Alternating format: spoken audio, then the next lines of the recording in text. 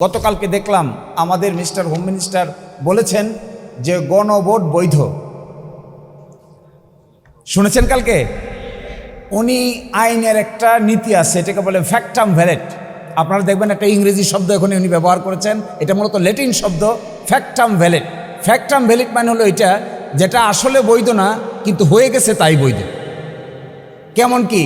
যেমন আপনি অপ্রাপ্তবয়স্ক একটা ছেলে একটা মেয়ে বিয়ে করে ফেলেছে, সন্তানের জন্ম হয়ে গেছে, আইনে বলা আছে 18 বছর আর 21 বছর, কিন্তু বিয়ে করে ফেলেছে 15 বছর আর 17 বছর। বিয়েও করে ফেলেছে, সকলে দাওয়াত খেয়ে ফেলছে, অনুষ্ঠানও হয়ে গেছে, সন্তানের জন্ম হয়ে গেছে। এই ক্ষেত্রে আমাদের আইনে একটা নীতি বলে, এটাকে বলে ফ্যাক্টাম ভ্যালিড। ফ্যাক্টাম ভ্যালিড হলো বিয়ে যেহেতু হয়ে গেছে, সকলেই যেহেতু মেনে নিয়েছে এবং যেহেতু সন্তানের জন্ম নিয়েছে, আইন অনুযায়ী 18 এবং 21 বছর না হলেও এই বিয়েটা বৈধ বিয়ে।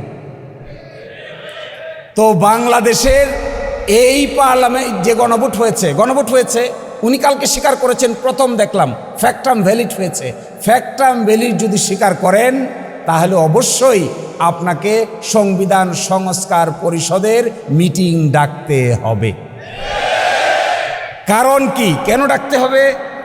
কারণ এখানে দেখেন, ফ্যাক্টাম ভ্যালিড স্বীকার করেতে বিপদেই পড়ছে। আমরা এটা নিয়েই এখন অনেক কথা বলবো। দেখেন, গণভোটে উপস্থাপিত প্রশ্নের উত্তর প্রদত্ত সংখ্যাগরিষ্ঠ ভোট সূচক হইলে কি হবে? তো স্বীকার করছেন তো গণভোট হয়েছে, বলেন এটা বৈধ তো। কালকে দেখবেন বারবার বলছেন বৈধ তো ফ্যাক্টাম ভ্যালিড এই কারণে বৈধ তো ফ্যাক্টাম ভ্যালিড যদি বৈধ হয় তা পরবর্তী কাজ কি আপনাদের কাজ হলো গণভোটে উপস্থাপিত প্রশ্নের উত্তরে প্রদত্ত সংখ্যাগরিষ্ঠ ভোট সূচক হইলে কি করবেন?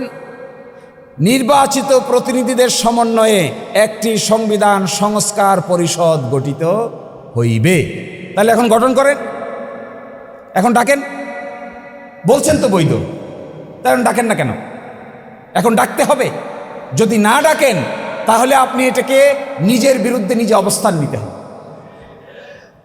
আশ্চর্য কাণ্ড কারখানা। আরেকটা, আমার সময় শেষ, আর অল্প কথা বলি, আমি শেষ করে দিচ্ছি। দেখেন, খুবই আশ্চর্যজনক ব্যাপার। ইন্দিরা গান্ধী একসময় প্রাইম মিনিস্টার ছিলেন 1971 সালে।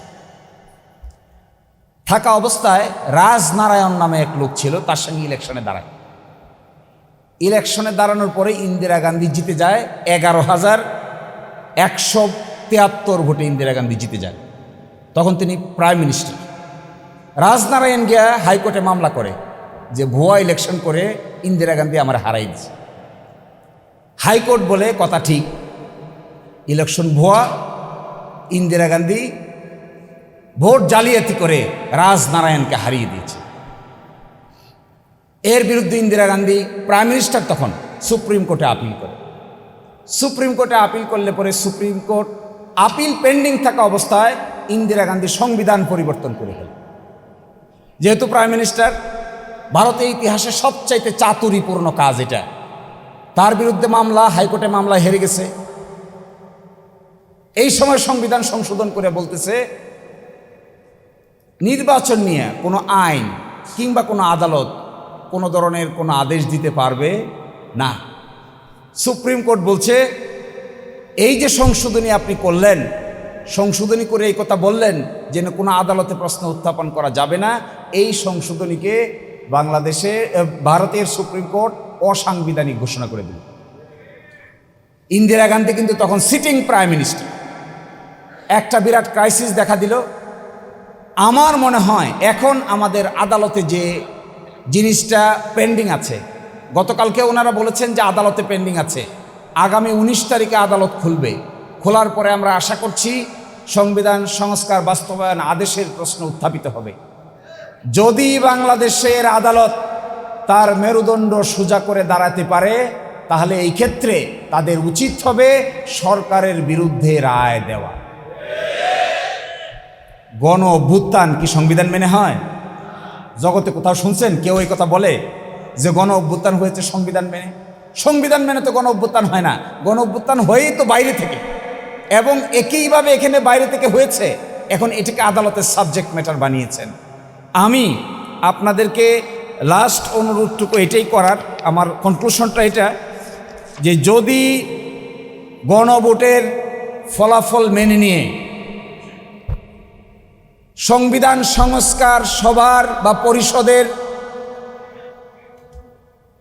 অধিবেশন ডাকা না হয় এবং সংস্কার থেকে সরে যাওয়া হয়, সংবিধান সংস্কার সভার অধিবেশন চলার কথা 180 দিন, 180 দিন পরে এটা বিলুপ্ত হয়ে যাওয়ার কথা, তারপরে 180 দিনের পরে আর 30 দিন পরে উচ্চকক্ষ হয়ে যাওয়ার কথা, পার্লামেন্ট ভেঙে দুই টুকরা হয়ে যাওয়ার কথা, একদিকে নিম্নকক্ষ একদিকে উচ্চকক্ষ। উচ্চকক্ষ গঠিত হওয়ার কথা 100 জনকে নিয়ে, তার মধ্যে ভোটের পার্সেন্টেজ অনুযায়ী বিরোধী দলীয় জোট প্রায় 40% ভোট পেয়েছে, 100-র ভিতরে 40 পাওয়ার কথা, আর বাকিগুলো অন্যরা ভাগযোগ করে পাওয়ার কথা। এই কর্মকাণ্ড যদি আপনারা প্রদর্শন না করেন আর গণভোটের রেজাল্টটা মেনে পরবর্তী পদক্ষেপ যদি না নেন, তাহলে এটা হবে বাংলাদেশের ইতিহাসে আমার মনে হয়